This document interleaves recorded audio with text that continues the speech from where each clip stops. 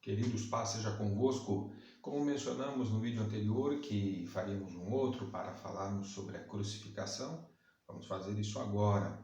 Nós vamos ler João 19. Nós vamos ler na versão que estamos utilizando nos cultos, a Nova Almeida atualizada. João 19, a partir do versículo 17. Jesus, carregando ele mesmo a sua cruz, saiu para o lugar chamado Calvário, Gólgota em hebraico. Ali o crucificaram e com ele outros dois, um de cada lado, e Jesus no meio. Pilatos escreveu também um título e o colocou no alto da cruz. E o que estava escrito era: Jesus Nazareno, o Rei dos Judeus. Muitos judeus leram esse título porque o lugar em que Jesus havia sido crucificado era perto da cidade e estava escrito em hebraico, latim e grego. Versículo 21. Os principais sacerdotes dos judeus disseram a Pilatos: não escreva Rei dos Judeus. E sim, ele disse: sou o Rei dos Judeus. Pilatos respondeu: o que escrevi, escrevi. Os soldados, pois, quando crucificaram Jesus, pegaram as roupas dele e dividiram em 4 partes, uma parte para cada soldado. E pegaram também a túnica. A túnica, porém, era sem costura, toda tecida de alto a baixo. Por isso os soldados disseram uns aos outros: não a rasguemos, mas vamos tirar a sorte para ver quem ficará com ela.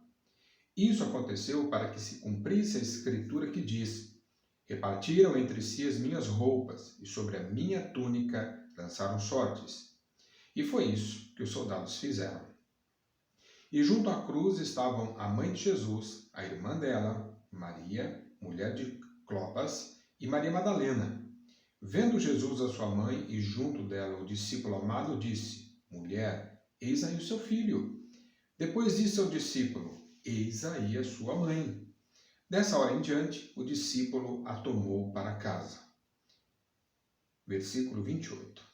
Depois, vendo Jesus que tudo já estava consumado, para que se cumprisse a escritura, disse: tenho sede. Estava ali um vaso cheio de vinagre. Embeberam de vinagre uma esponja, e fixando-a num caniço de isopo, aproximaram a esponja da boca de Jesus. Quando Jesus tomou o vinagre, disse: está consumado. E inclinando a cabeça, entregou o Espírito.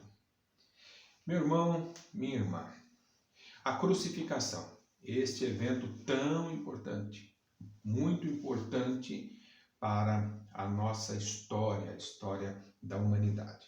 A primeira promessa de que viria um Messias, ela está em Gênesis, no capítulo 3 e versículo 15. Quando da ocasião da entrada do pecado no mundo, pela desobediência do casal, pela desobediência de Adão e Eva. E então ali Deus já dá a solução para o pecado, que seria a vinda do Messias. Depois, através da história, os outros livros foram sendo escritos, né? Gênesis, Êxodo, Levítico, Números e Deuteronômio, escritos por Moisés. Depois os outros livros também vão apresentando todas as profecias a respeito do Messias. Mas no modelo da lei de Moisés, o que era preciso? Era preciso que oferecer sacrifícios de animais para cobrir o pecado do ser humano. E isso era feito de tempo em tempo. Por quê? Porque o sacrifício de animais, como já dissemos, cobria o pecado, não resolvia o problema do pecado. Então, isso era sendo feito, né? Todos os anos os judeus tinham e têm ainda o chamado dia da expiação, mas chegando então à plenitude dos tempos, chegando à plenitude ou o tempo exato, Jesus veio. Jesus veio do ventre de Maria, nasceu como um ser humano, se fez carne, se sujeitou, ele se limitou, essa era a palavra, se autolimitou, porque ele sendo Deus, ele se coloca na condição de ser humano, para poder vir cumprir o propósito. Qual o propósito? Resgatar a humanidade, para que a humanidade pudesse ter a comunhão com Deus, que era no modelo do Jardim do Éden, no modelo do Éden, quando Deus vinha para falar com o homem, Deus vinha para falar com o ser humano. O que o pecado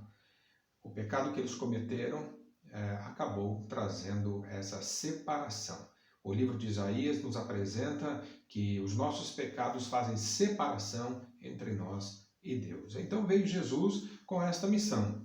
Por mais estranho que possa parecer, Jesus nasceu para morrer. A missão dele era essa. A missão de Jesus era morrer, claro, depois também ressuscitar, vencendo assim a morte. Mas para vencer o pecado era necessário que ele morresse. Por quê? Porque não há perdão de pecados sem derramamento de sangue. É o que nos diz as Escrituras. Por isso que o sangue do animal era derramado para cobrir o pecado do ser humano. Então era preciso ter sacrifício. Mas uma curiosidade é que haviam no modelo judaico, haviam especialistas, sacerdotes especialistas na morte dos animais. O cordeiro, por exemplo, o cordeiro que deveria ser morto, eles faziam de uma forma que tinham que trabalhar para isso, se esforçarem para isso, que fosse o menor sofrimento possível, o menor sofrimento para o animal. Então, vale essa informação. Bom, então aí Jesus vem, chega o momento, ele cumpre o seu ministério, ou ele vai desenvolver o seu ministério, ele passa pelo batismo de João Batista, aí ele é revestido como ser humano, ele se fez carne, ele se fez humano, ele se autolimitou, e então ele recebe o poder do Espírito Santo na própria ocasião do batismo nas águas. Vem o Espírito Santo sobre ele na forma corpórea de uma pomba, e aí então ele vai desenvolver o seu ministério. Mas quando chega o tempo, cerca de 3 anos depois, chega o tempo dele ir para Jerusalém para cumprir a parte final, ou seja, de enfrentar a morte. Ele disse aos discípulos, convém que eu vá a Jerusalém, e lá eu vou sofrer, eu vou padecer, eu serei preso e serei morto. Alguns dos discípulos, então não vá não, e Pedro tentando usar o argumento, então não vá não. E Jesus dá uma palavra dura, essa palavra, alguns às vezes não compreendem, mas Jesus disse, para trás de mim, Satanás. Por quê, meu irmão, minha irmã? Porque Jesus tinha a missão de ir para a cruz, para poder resgatar a humanidade. Quando João Batista, ele está lá na fila, na sequência para ser batizado, João Batista o apresenta. Eis aí o Cordeiro de Deus que cobre o pecado do mundo? Foi isso que João Batista disse? Não, João Batista disse, eis aí o Cordeiro de Deus que arranca, que tira o pecado do mundo. Então era uma outra situação. Claro que não aconteceu imediatamente, mas o pecado, a solução para o pecado foi dada na cruz do Calvário, resolvendo essa questão. Mas voltando lá. Então Jesus deveria ir. Foi momentos angustiantes no Getsêmani. Ele chega a falar com Deus, Senhor, se for possível, se tiver uma outra forma, passe de mim esse sofrimento. Ele estava falando como homem, cheio do Espírito Santo, mas como homem que se colocou ali, Deus, vou repetir, que se autolimitou e veio na forma humana. E ali então ele diz, Senhor, se for possível, passe de mim esse sofrimento. Mas não foi possível. Deveria ser como foi, como estava escrito. E Jesus sofreu muito. Foi preso no Getsêmani, foi para foi lançado para lá, e traz para cá, e leva para o outro lado, e sofre os açoites, muito sofrimento, muito sofrimento. Aí a gente fica pensando, por que o cordeiro tinha que morrer de uma forma a trazer menos sofrimento possível para ele, para o animal, e para Jesus houve todo esse sofrimento. Mas Isaías nos esclarece isso. Isaías nos diz que pelas pisaduras de Jesus nós fomos sarados. Veja bem, o cordeiro animal deveria morrer da forma menos cruel possível. Jesus foi morto da forma mais cruel possível. Açoites, coroa de espinhos que cravaram em sua cabeça. Então, Jesus, mas repetindo, né? Isaías então nos explica, pelas suas pisaduras fomos sarados. Então, pelo sofrimento de Jesus, pelos ferimentos de Jesus, nós temos saúde, nós temos a cura, a possibilidade da cura está à nossa disposição. E chega o momento então que num dia como hoje, sexta-feira, às 9 da manhã, a terceira hora do dia, porque o dia era começado a contar às 6 horas da manhã, na terceira hora ele é crucificado. João não relata tantos detalhes, mas os outros evangelhos, né, e a Bíblia ela se completa, os outros evangelhos narram que, por exemplo, ao meio-dia houve trevas em toda a terra. É interessante que quando Jesus nasceu, a noite se fez dia, porque veio o clarão e anunciaram, né? Vieram os anjos e anunciaram. E quando Jesus morreu, o dia se fez noite, se fez escuro. O sol se recusa, ouvi isso uma vez, achei muito bonito, o sol se recusa a iluminar aquilo que estava acontecendo. Houve trevas, literalmente, houve trevas ao meio-dia. E Jesus, às 3 horas da tarde, vai acontecer o que diz aqui, está consumado e Jesus entrega o Espírito, Jesus se entrega. É muito interessante, eu aprendi não faz tanto tempo isso e eu penso que é muito importante essa informação que eu vou passar. A morte física passou à existência humana quando do pecado de Adão e Eva.